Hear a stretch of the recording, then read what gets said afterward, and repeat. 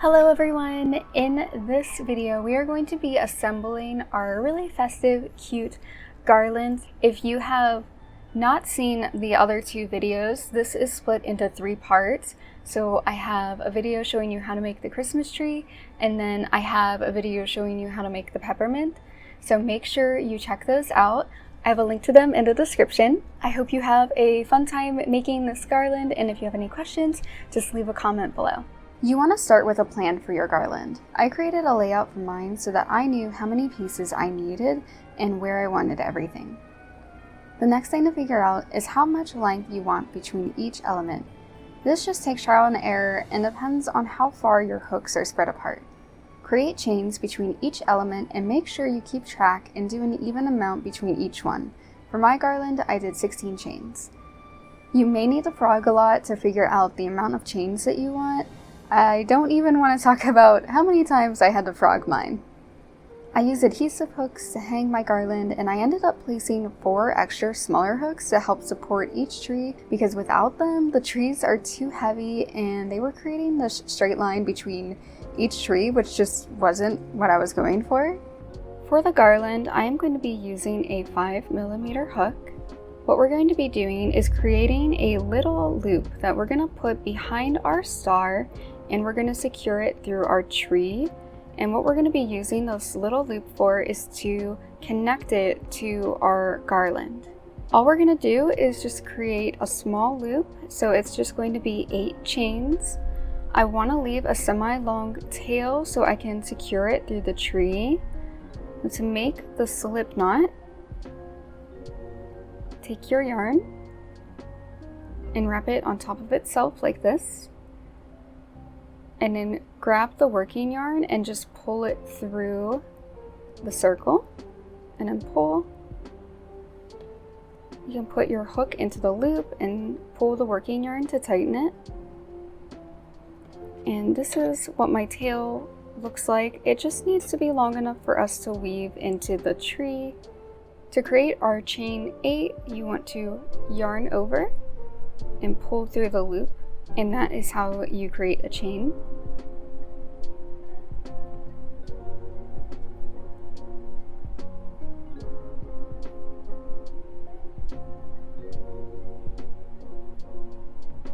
Once you have 8 chains, go ahead and lift up your hook. We are going to cut another semi-long tail here. Just like that. And then take your hook and just pull the yarn up, and we are going to tighten this side so it knots itself. And then I like to make sure this knot is nice and tight as well. Take your darning needle and put one of the tail ends through it, and then take your tree. You want to find what side you want to be the back of your tree, so whatever side you like more. This is going to be the back of my tree, and so we are going to be working into that very first the magic ring we made, and then we made like 6 half double crochet. That is where we're going to be pulling the yarn through. So I like to pull it through one side, and then the other one I'm going to pull through the other side here. So just find a spot where you can insert your needle in like that. And then I kind of pull this up so I have a little bit less yarn on this side here. It's going to make it a little bit easier to pull through. And then take your needle and just try to find a spot that you can come out of. And just be really careful because you don't want to deform your tree too much. And then pull the yarn through. When I have a loop on this end, I kind of put my finger through and find where the end is, and then I pull it. That way I'm not putting too much, okay, that was actually the wrong end. That way I'm not putting too much pressure, and I'm not pulling too hard on the tree. So I have that first knot through. I'm just gonna pull just a little bit tighter just to make sure that it is in there. And now I'm going to take my other end and I'm going to do the same thing on the other side.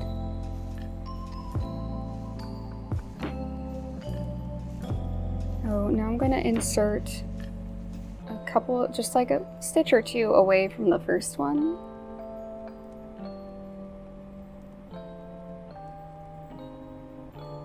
And I'm bringing it through. Actually, I'm going to pull this just a little bit to give me a little bit more room here. And then I'm going to do the same thing. I'm going to pull the tail through, and then I'm going to pull it just a little bit, not too tightly, but I want to try to get the knot through the tree. And then I kind of keep shaping my tree as I'm doing this, just to make sure it doesn't get too much out of shape. And now I'm going to take this end and I'm going to put it back through where it's coming from.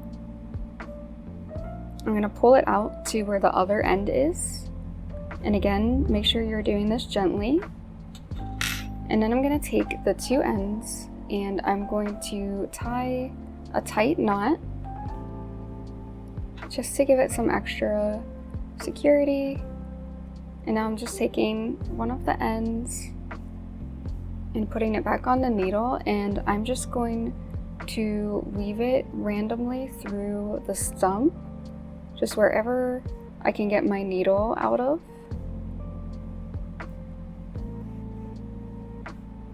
And I like to do this a couple of times just to make sure the loop is nice and secure. After you're done weaving your ends in, you're going to take your scissors and just try to cut closely.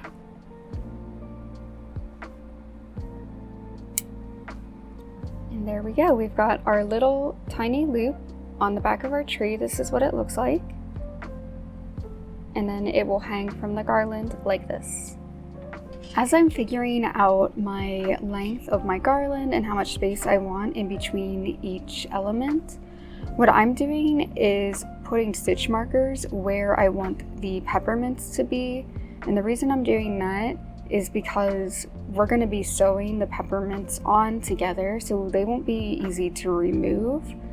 But the trees, since they're on loops, are very easy to remove.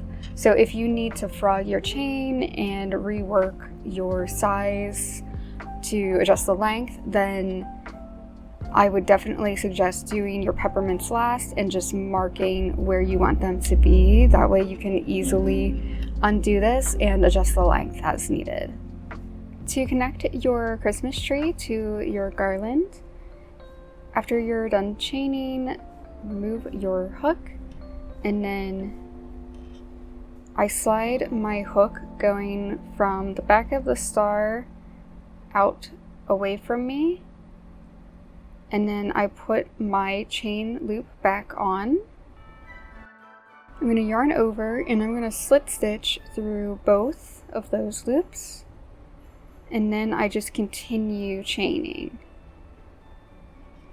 When connecting the peppermint, I have a stitch marker just to hold the first stitch together where I will begin the sewing. And I'm just going to place this on top of my stitch marker and center it the best way I can. I'm going to place my sewing thread on my needle. This is where I finished this mint, was when we pulled the string through the back loop of the last double crochet. I'm just going to pull the yarn through to the other side just to secure it more before I start sewing.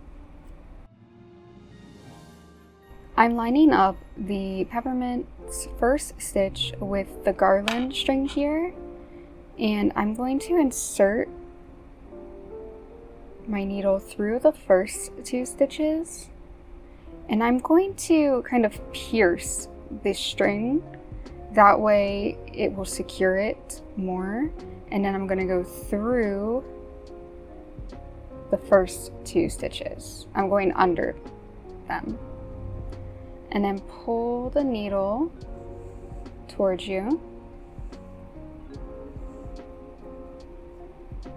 And I don't want to pull too tightly because it will deform the mint. So now I'm just going to alternate going back and forth. So now I'm going away from me in the next 2 stitches.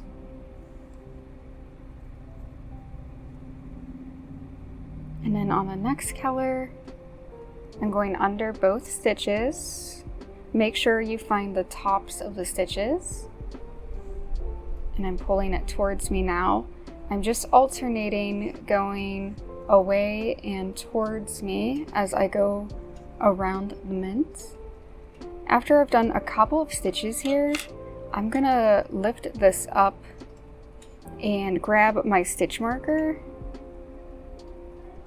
After I have reached the opposite stitch from where we secured the top here, I want to secure it again on the bottom. So we're just gonna do the same thing that we did on the top. And I'm gonna insert it through these 2 stitches.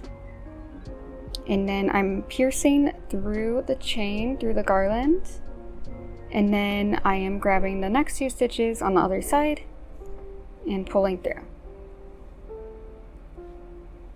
And then just continue closing the mint.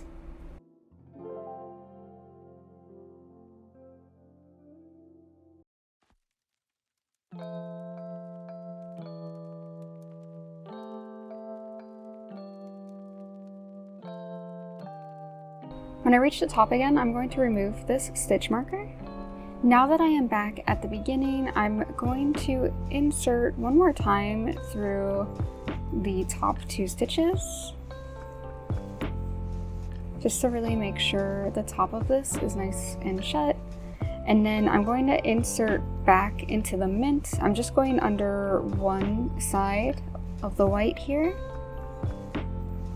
And now my sewing string is in the middle of my mint, and I want to just secure it randomly through the middles.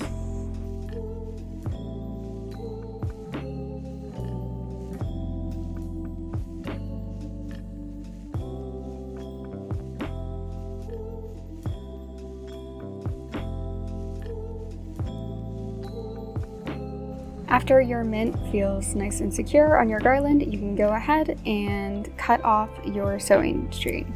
And there we go, our mint is attached to our garland.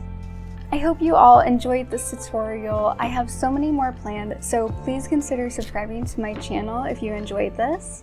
If you prefer to have a written pattern, I will have a link to my shop where you can purchase that in the description. Don't forget to like this video, and I will see you all next time. Bye!